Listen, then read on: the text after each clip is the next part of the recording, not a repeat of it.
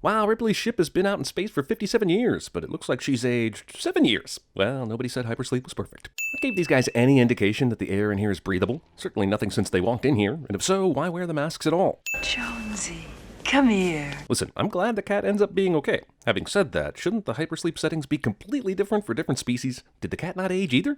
How long was I out there? Has no one discussed this with you yet?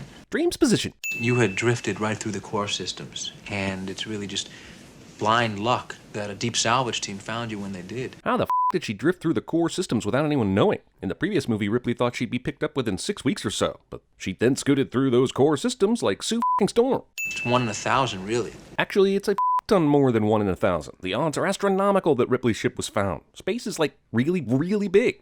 I mean, you may think it's a long way to the chemist, but that's just peanuts to space. Listen, and so on. Movie takes the awesome scene from the first one and turns it into a silly gotcha dream sequence. But I guess all that exposition about her being asleep for 57 years and stand-up comedian Paul Reiser being in this movie still holds, despite the last part being a dream. Sneaky. You get to have a scary moment, pretend to kill your main star, and give the audience useful information. Where did the company get file photos like this? Wouldn't you have something more official than what looks like stills from the first movie? I don't understand this.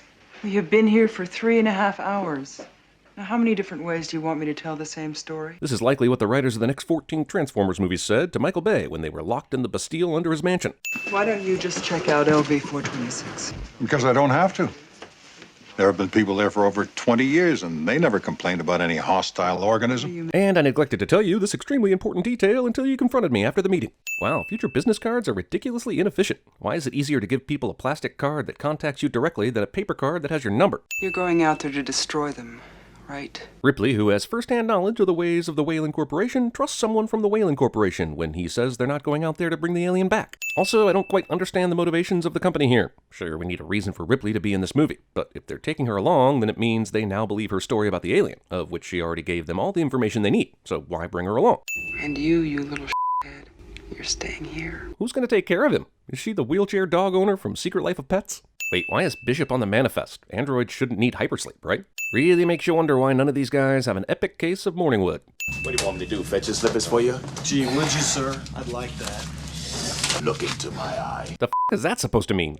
Hey, Mira, who's Snow White? She's supposed to be some kind of consultant. I guess when you're all in your undies waiting to go to hypersleep, nobody asks questions about the new crew member. It's the first rule of orgies and space missions to kill aliens.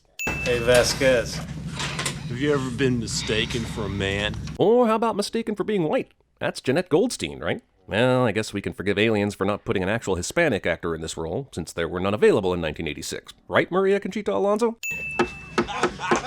Yeah, but Bishop missed. He f***ing missed. Sure, he may not have expected Hudson's hand to be under his, but the whole point of this knife razzmatazz is that he can go super fast and not miss. Bishop may be a great upgrade in android technology, but he sucks at parlor tricks. We always have a synthetic on board. I prefer the term artificial person myself. Androidical correctness. Also, does it matter what Bishop prefers? How far has AI progressed into sentiency? And if it's at the point where androids have preferences, would they still be taking orders from humans? I think not. I'm shocked. Was it an older model? Yeah, the Hyperdyne system's 128.2. Hyperdyne? Is that the offshoot of Cyberdyne? Are we mixing our Terminator Alien franchises? Is this after Skynet was officially defeated, or is this a parallel universe? Goddamn Terminator is always covering up their goddamn tracks. Well, that explains it, and the A2s always were a bit twitchy. Yeah, but Ash was specifically ordered to get the specimen back to the base, so there was nothing wrong with its behavior or programming. There was something wrong with the asshole who told it to force a f***ing magazine down Ripley's throat. I'm sorry we didn't have time to brief you people before we left Gateway. I'll buy they didn't have time to brief the Marines before they left, but they had plenty of time between Gateway and now. Why not shorten the hypersleep cycle by at least an hour on the front end and brief them then? It's not like it would dissuade anyone from the mission. They're already on board. I only need to know one thing. Where they are. Joe Vasquez, kick ass. This is the James Cameronization of the Alien franchise, to bring in a bunch of grunts and action this movie up. But the ulterior motive of the mission is to bring some back. So why'd they hire the killingest bunch of motherfuckers they could find? Somebody said alien. She thought they said illegal alien and signed up. That's racist. Although it is kind of funny that this is a true story that made it into the script, because Jeanette Goldstein actually thought the movie was going to be about illegal aliens when she auditioned. I'm not quite sure how that translates into her playing a different race, but hey, a joke's a joke, yo. How do I get out of this chicken outfit? The producers of this movie took one look at Weird Science and said, hey, Bill, for this movie, don't change a thing. Assholes and elbows. Hudson, come here. Come here.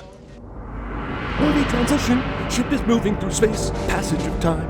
I'm taking a sin off of these f***ing mech suits, man. These things are 1,000,000 times better looking than what we see in the third Matrix movie, and that was 17 years later. Where you want it?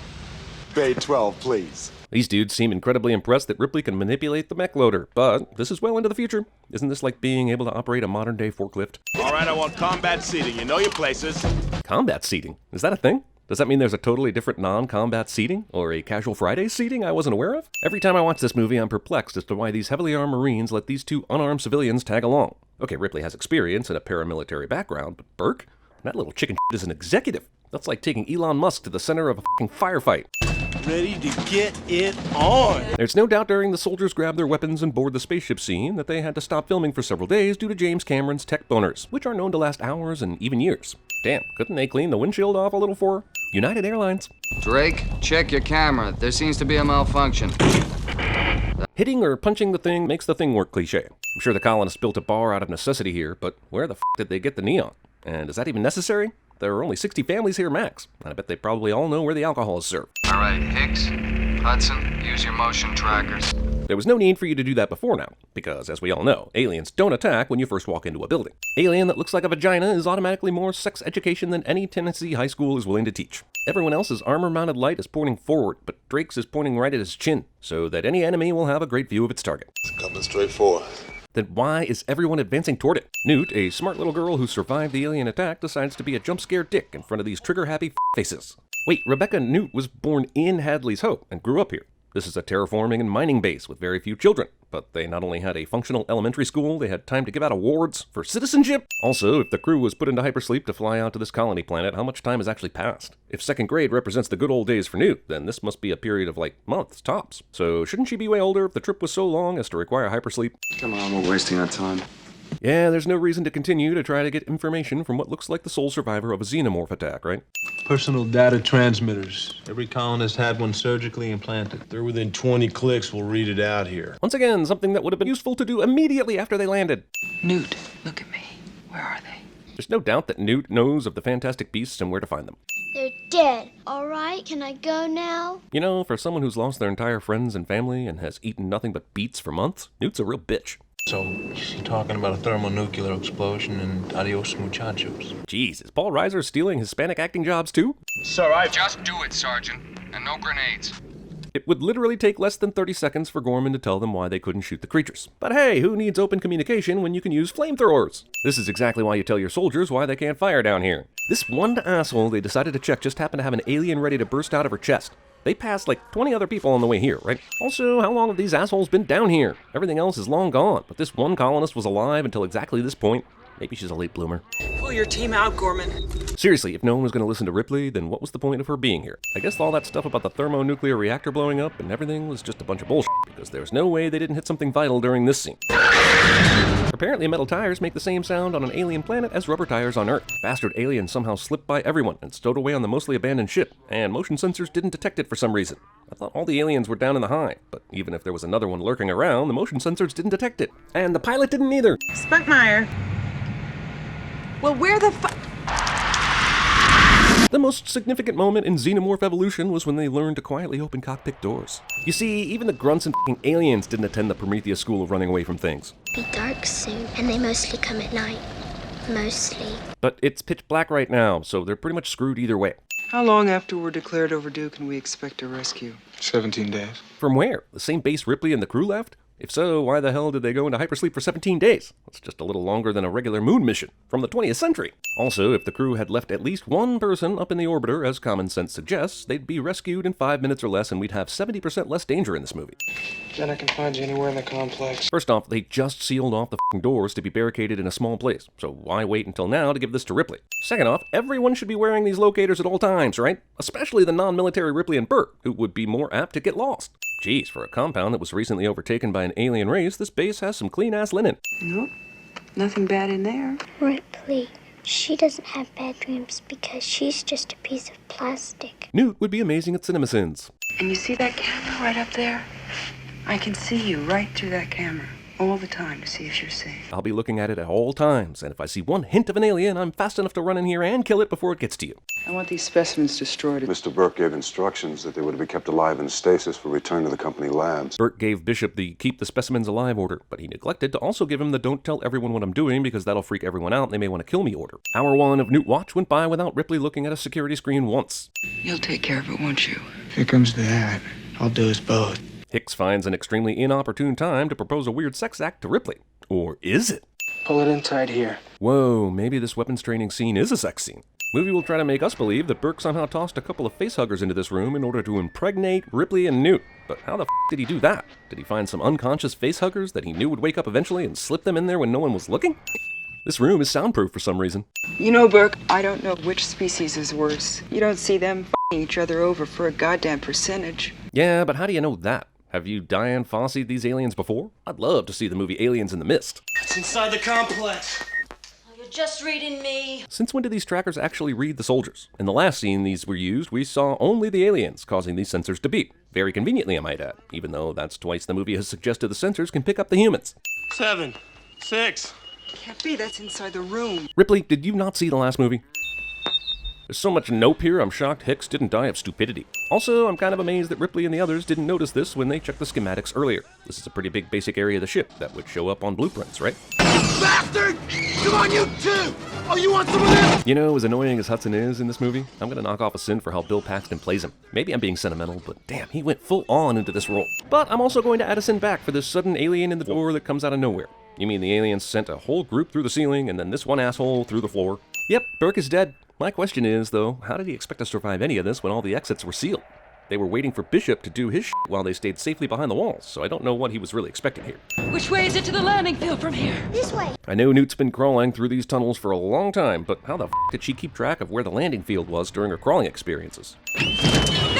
Dental drill screaming. As amazing as these aliens are at finding people wherever they may be, it's insane they didn't find Newt's hideaway from earlier in the movie before Ripley did. Not that an alien really needs the element of surprise in this situation, but why not just drag Newt underwater before announcing its presence? She's alive! She's alive! Every other asshole that's been attacked by these aliens is super f***ing dead, but Ripley immediately assumes Newt survived this. Also, Ripley's readout showed several xenomorphs directly coming at them, but only one kidnaps Newt, so I'm guessing the rest of them just took a smoke break or something. While Ripley prepares for battle, Hicks casually does a speedball to chill out after a hard day.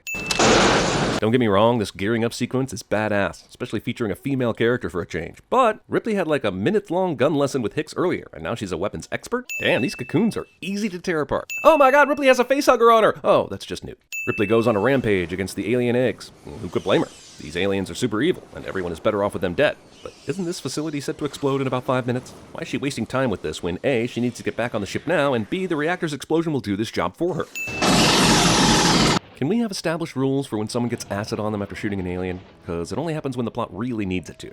Seriously, even the regular aliens can climb walls and ceilings with no problem, but the Queen has to take a f***ing elevator? What a diva. Close your eyes, baby. Machina Ex Machina comes in the form of Bishop and the ship he's piloting. Unless Newt had time to get to a bath at some point during the escape, she's suspiciously free of the alien goo that was all over her 10 minutes ago. The alien queen stowed away on the ship somewhere, patiently waited through the entire trip before attempting an attack on Ripley and Newt. Back in college, I watched this movie in pop culture class. Yes, I got actual credit for studying pop culture. Isn't life awesome? Anyway, we were told to look for any kind of symbolism in the movie, and in this scene, 2 people in unison yelled, "Queen takes Bishop," and it was annoyingly clever or cleverly annoying, depending on your point of view.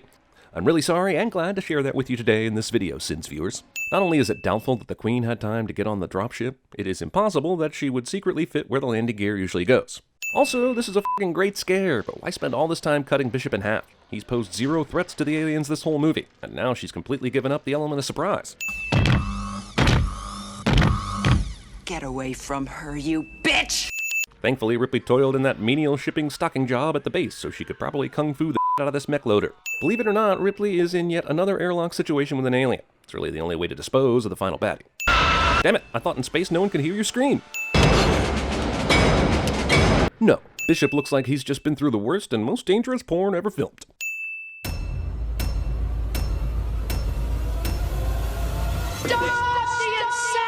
May is Mental Health Month, and it's a subject that means a lot to us here at CinemaSins. In fact, we're partnering with Mental Health America to not only raise awareness of mental health issues, but also raise a little money too. We've got a brand new CinemaSins t-shirt in the shop, and all of the profits from the sale of the shirt will be donated to our friends at MHA. Also, if you'd like to learn more about mental health, you can check out cinemasins.com/mentalhealthawareness. We've got mental health screening tools and detailed information about certain behaviors that could indicate mental illness. Mental health conditions are real, common, and treatable. We can help reduce the burden of mental illness by identifying symptoms and warning signs early. So check out these resources. Mental Health Month works because it's about what others can do for us and what we can do for ourselves.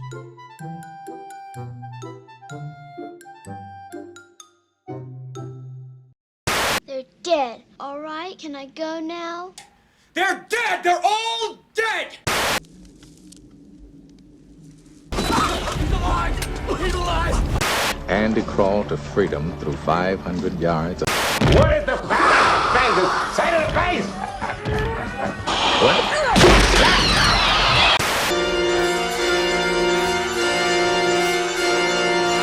Is there air? You don't know! You're dead already. This whole place, everything you see is gone. It's only a model. I'm telling you, I got a bad feeling about this drop. I got a bad feeling about this.